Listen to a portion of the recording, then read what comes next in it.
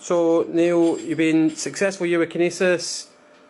What would you say is down to your success with Kinesis? How do you think the brand's doing so well? I think it's the opportunity to offer people a true custom build, not in the sense of it being something incredibly boutique, but being able to build them a bike that really suits their needs, that doesn't really compromise for anything other than achieving their budget, you know, rather than taking a brand new bike and then them having to change things themselves to make it do what they want to do.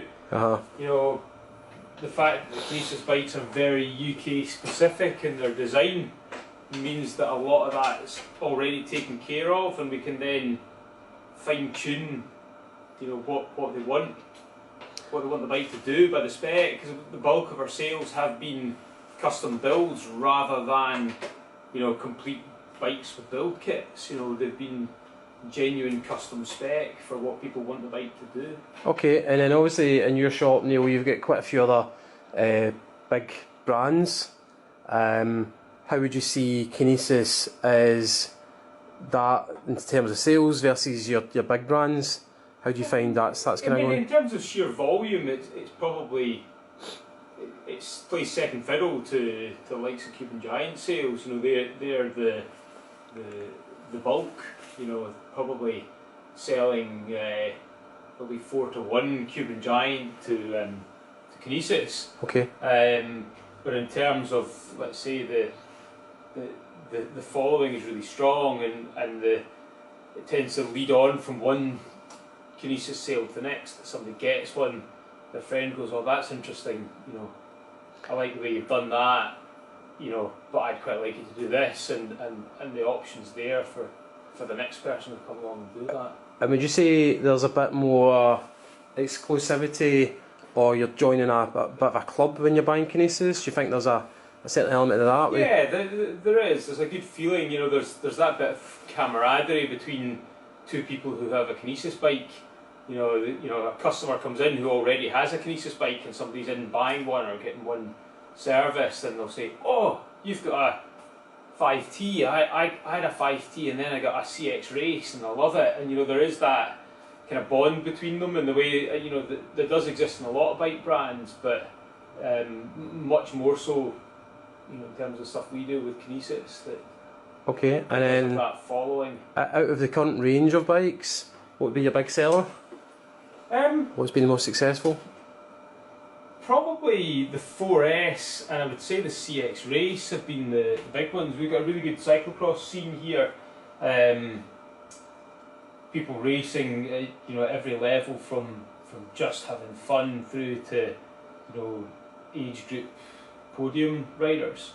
And more of them are progressing up that cyclocross ladder of going from just an all-round do-it-all machine to wanting something really quite race focused. So that's been good, and the 4S's have been a mixture of winter bikes and some people just buying them as their all-round do-everything road bikes. Some are even using them for more kind of light gravel duties as well. You know, they like the idea of a gravel bike, but in reality the road was where they're going to use it most. So quite a few customers have been quite determined they wanted a gravel bike, and when you actually nail down what they want to do on it, something like a 4S is far more suitable.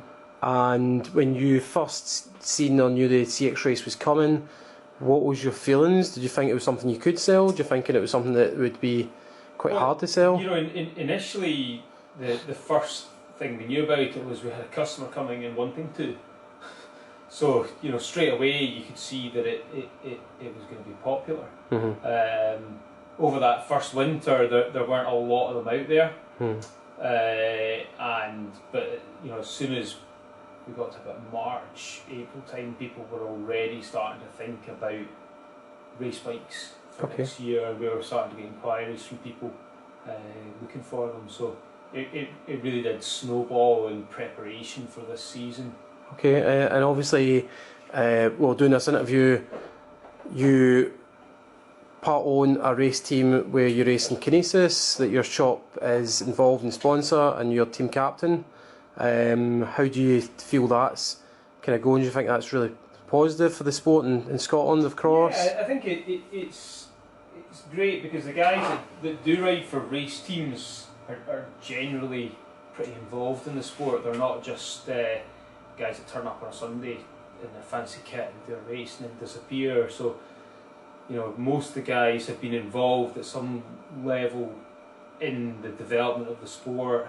They race, they organise races, they run training sessions. So, yeah, I mean, that's worked really well. I think it adds a bit of prestige as well. The more kind of professional looking setups there are in Scotland, it's helping to really develop the sport and change how people view it from being a thing that roadies and mountain bikers do in the winter. It's become, road racing and mountain biking have become a thing that cyclocrossers do in the summer.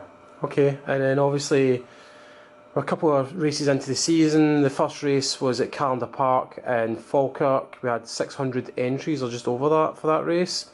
How do you see the success of cross continuing to go? Do you think it's going to grow more, or do you think we've plateaued? I think that the next natural stage in Scotland is going to be, and it's already happening, is going to be the increase of the non-National Series race. So, a move to where we maybe have National Series races every other weekend, and weekends in between see maybe 2 or 3 regional races going on. So people race closer to home, on the non-series weekends, and they're then all come together to do the national champs. It's been a real challenge that a lot of courses have had to be greatly adapted, and a lot of courses simply couldn't be used because they just didn't have the numbers. But a lot of them are starting to come back now. Like Pleen is making a resurgence into racing because they can cope with 150 where they couldn't cope with 600. So it'd be good to see. I think that is the next stage, to have more races. And I think that will add more prestige to the National Series. Okay, and then just come back to Kinesis. Where would you like to see the brand going, or have you got any feedback in what you'd like to see next? Yeah, I'm really excited to see the FF29 replacement. That's something which, had it been around this year, I could have sold a fair few of. I had a lot of people who were after that kind of thing, and I didn't really have anything to offer them. So, and it would be good, I think, in a similar way as happened with Cube. We're starting to tell the Kinesis story to customers and really explain what it is. And I think that's part of the success, is I'm on board with the brand and the products, that I can sell it to people when they come in. But it would be nice to have more people. People come in and say they've been interested in a Cube, or they've been interested in a Giant. They tend to come in saying the type of bike they're looking for, and then I know that Kinesis is going to suit them really well. So it'd be good for the brand to just grow in awareness, from that mainstream level. Okay. And obviously Titanium's been fairly successful. We've had a lot of reviews, have won a lot of accolades. How do you see that developing? Do you see there's a bigger market still to be had, or do you see there's other sectors of titanium frames still to be adopted by Kinesis, like cross maybe, or? Well, I mean that'd be really interesting to see. I built a custom titanium cross bike this week for a customer. A very kind of boutique bike, and it is very nice. There are a handful of them on the scene in Scotland, and they are very nice machines. Not the sort of thing you have two of, one in the pits. I think a lot of people that are buying the titanium bikes are buying them for that longevity, that bike for life point of view. So I think we'll see a development in the road bikes, particularly the disc brake road bikes, so people can see it as that bike they can use year round. And into the cross as well, more and more people are looking for that little bit of extra comfort. Okay. But in an out-and-out cyclocross bike. Okay. And just obviously for anybody watching the interview just now, do you want to give some maybe details of your shop so people can get in contact with you? Sure, yeah. I mean, we're a relatively small shop. We're in Cumwars, which is just a couple of miles off the M77 motorway between Glasgow and Kilmarnock. We most importantly have a coffee machine. We do sales, repairs, parts, accessories, clothing. Do a lot of bike fitting as well. So yeah, come in, have a chat.